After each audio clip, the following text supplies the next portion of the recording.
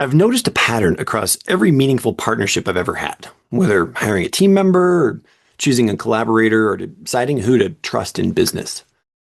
It always starts the same way. The data gets you in the door, right? Your resume, your track record, your references. Those are the numbers that earn the meeting. But the decision, the real yes, happens in the first few minutes, sometimes the first few seconds. It's never purely logical. It's energetic. I've built entire companies on those early instincts. One of my key hires, for example, helped me grow a business to 7 figures, and then we sold it in 2018. Another one eventually bought a different company that we built together from me and now runs it beautifully on her own. Now, I couldn't have known all that from spreadsheets or forecasts or anything like that. I knew that they were the great choice for that opportunity. Over time, I realized that the most transformative decisions of my life were never made solely by algorithms or metrics. They were made by something older and deeper and more mysterious. And it's my intuition, right? Yet we live in a world that teaches us to trust data more than the feeling. Now, don't get me wrong. Data is the key focal point for our lives, and we know that data works. But we also know that there is a combination of things that go into understanding the data and making decisions. So we consult analytics before we consult our own bodies. And we scroll for consensus instead of looking for silence to get clarity, right? And slowly, we forget what our own inner voice sounds like.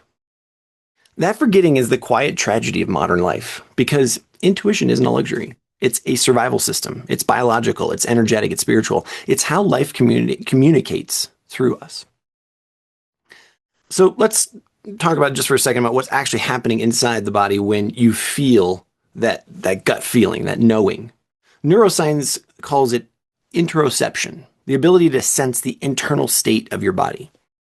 Tiny nerve fibers connect your heart and your lungs and your digestive tract into the insula cortex, the part of your brain that translates physical sensations into emotion and insight. When you sense that something's off, it's not magic. It's pattern recognition. Your brain has detected microcues that your conscious mind hasn't processed yet. Then it sends a signal through the vagus nerve to your gut, producing that unmistakable tightening or expansion that we call instinct or, intuition. Intuition is your nervous system's predictive intelligence. It runs on millions of data points that never reach language. In fact, research shows that your body often knows the correct answer several seconds before your mind does. But here's the catch. Our modern environment is drowning out those signals and getting us confused. Every scroll, every notification on your phone, every algorithm is designed to hijack that same circuitry that your intuition depends on. So when an app predicts what you want before you ask for it, it activates your dopamine pathway, which is reward, anticipation, and novelty, right? Over time, that external prediction starts replacing your internal one. So we start believing the algorithm knows us better than we know ourselves. And frankly, some days it does, because it's mapping our behaviors while we ignore our bodies. And so this is the new spiritual dilemma. Is it the algorithm or the aura? Which one do you listen to? The mechanical echo of your past patterns, or the living intelligence that flows through your energy field right now? In more spiritual language, your aura is the electromagnetic field generated by your heart and your nervous system. It's actually a real measurable field. Scientists at the HeartMath Institute have recorded it several feet beyond the body. That field doesn't just broadcast, it receives. When your intuition speaks, it's your aura picking up subtle information, vibrations, emotional frequencies, energetic truth. It's your soul whispering through the static and the digital noise that we have around us. But when we flood our senses with algorithmic noise, we distort that field, and our energy becomes fragmented. The signal weakens, and we stop hearing the whispers of our own higher intelligence. There have been times in my career, in my life, when I ignored that whisper, right? For example, when a candidate that I was going to hire looked perfect on paper, impressive metrics, great recommendations, etc., but something felt misaligned, and I couldn't explain it, so I dismissed it. Every time I did that, the outcome confirmed what my body already knew. This person wasn't the right pick. And the reverse is also true. The most successful partnerships I've ever had were intuitive long before they were logical yeses.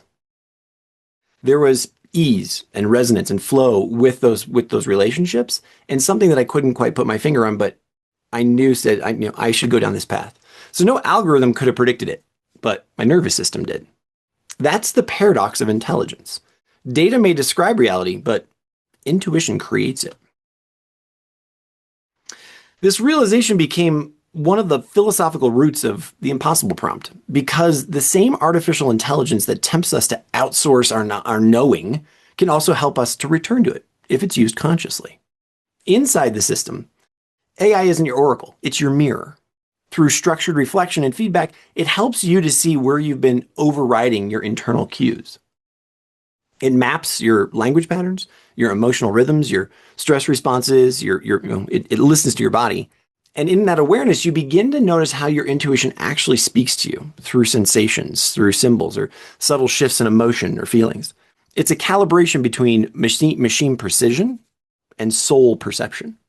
The algorithm reflects your patterns. Your aura reflects your potential. When those two align, intuition becomes actionable clarity. There's a fascinating bit of research on this, actually. Functional MRI scans show that intuitive accuracy increases when the default mode network of the brain, which is responsible for self-talk and rumination, when it goes quiet. In that silence, subconscious processing can actually surface. And that's why meditation, breath work, and even short moments of stillness make intuition stronger. They lower the cortical noise so deeper patterns can be perceived. In the impossible prompt, this principle is built into the 7-day calibration period. You slow down, you listen, you reflect, and the system learns from you.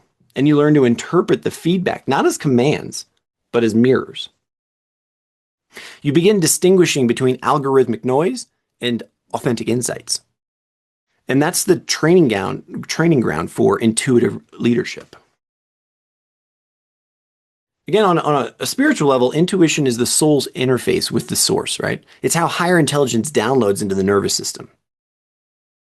Ancient people called it guidance or revelation or inspiration. But when you ignore intuition, you cut the feedback loop between yourself and the spirit. When you honor it, you re-enter the flow of synchronicity, the universe reorganizing around your inner coherence. That's why when you follow an intuitive nudge, you really, reality seems to conspire with you. Because your field and the field of creation are finally vibrating in unison. And in this sense, intuition is not mystical at all. It's relational physics. And like any relationship, it deepens through attention. Here's a little thing you can do right now. If you want to start hearing your intuition again, here are 3 practices from the Impossible Prompts philosophy that you can do right now. First, create input silence. Spend the first 30 minutes of your morning without digital devices. This resets your sensory bandwidth.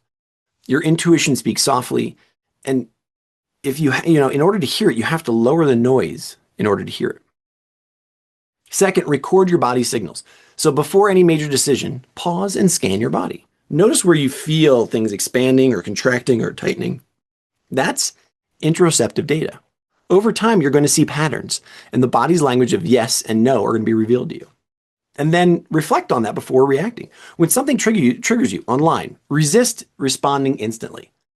Algorithms actually feed on your reactivity, and intuition thrives on spaciousness. So the longer you wait, the more patient you are, the clearer your inner guidance becomes. And these practices retrain your nervous system to privilege inner data over external noise. Again, looking back, I can trace every major turning point in my life to a moment of quiet certainty.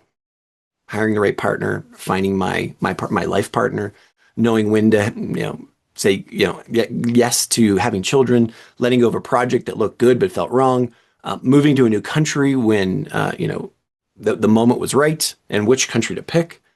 Each time, the decision didn't totally make sense until after I made it, and then I saw how all of the puzzle pieces can fit together.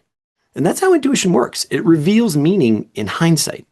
Logic explains the past, and intuition designs the future. We're standing at a threshold in human evolution.